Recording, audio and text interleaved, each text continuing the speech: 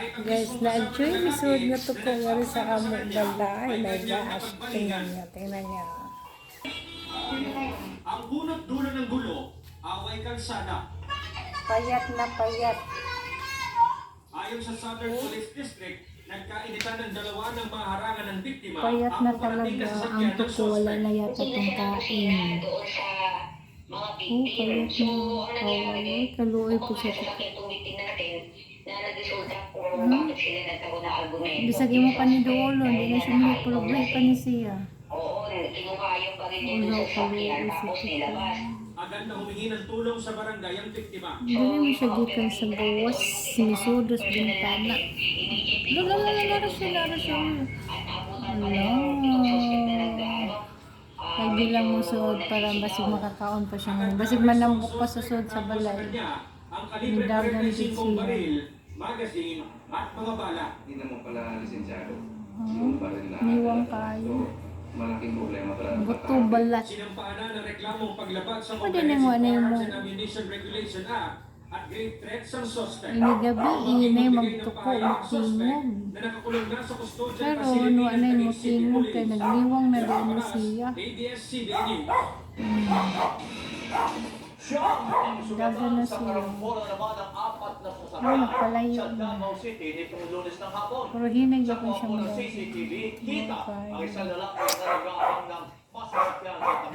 Nakiusa sa bakaw. Nakiusa sa bakaw. Oo, na si Falcon. Oh, ay, nakabuhi. Nakabuhi si Falcon. Magpaligi siguro ni ay. Nakabuhi. Falcon! Ano, nakabuhi mo ito dyan sa kalsada.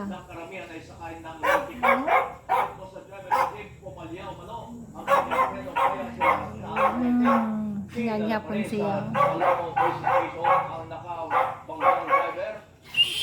Falcon!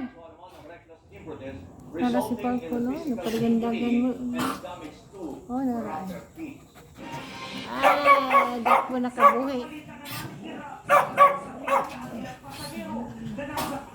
Na, makagubot na po ni mga hero niya.